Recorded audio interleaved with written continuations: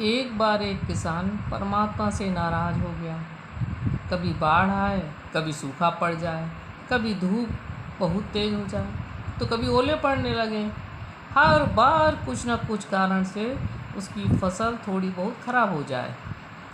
एक दिन बड़ा तंग आकर उसने परमात्मा से कहा, देखिए प्रभु, आप परमात्मा हैं, लेकिन लगता है आपको खेतीबाड़ी की ज़्यादा जानकारी नहीं है।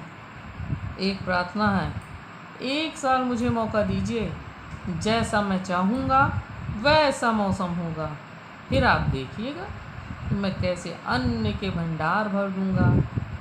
परमात्मा मुस्कुराने लगे और कहा, ठीक है, जैसा तुम कहोगे वैसा मौसम दूँगा, मैं दखल नहीं करूँगा।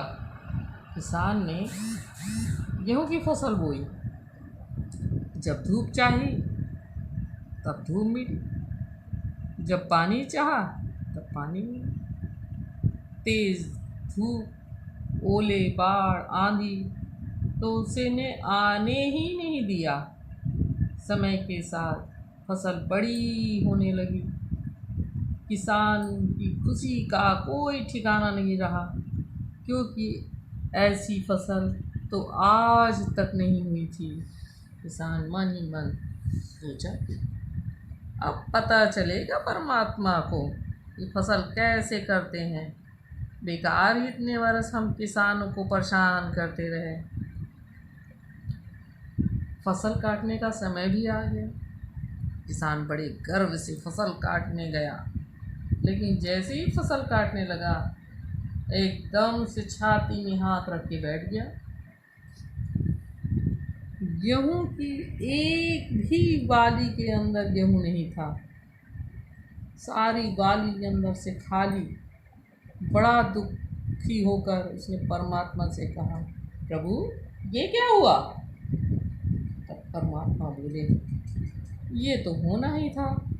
तुमने पौधों को संघर्ष का जरा भी मौका नहीं दिया, न तेज धूप में उनको तपने दिया, न आंधी ओलों से जूझने दिया।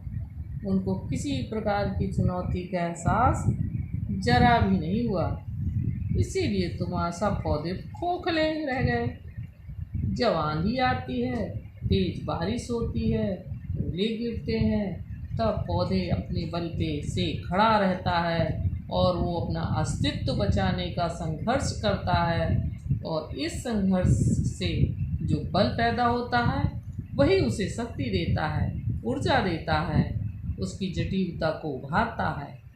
सोने को कुंदन भी बनाने के लिए आग में तपने की, हथौड़ी से पिटने की, गलने जैसी चुनौतियों से गुजरना पड़ता है, तभी तो उसका स्वर्णिम आभा उभरती है, उसे अनमोल बनाती है, ईश्वर बनाती है। उसी तरह जिंदगी में भी अगर संघर्ष ना हो, चुनौतियाँ ना हो, तो आदमी खोखला ही रह जाता है, उसके अंदर कोई गुण नहीं आता।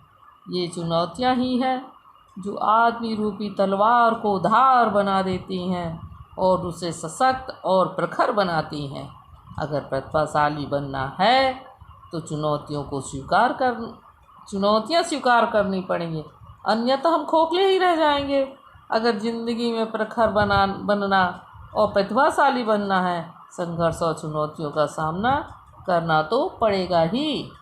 तभी किसान को परमात्मा की बात समझ में आई और उसने कहा कि ठीक है प्रभु, आप जैसा चाहें वैसा करें, हमें स्वीकार है।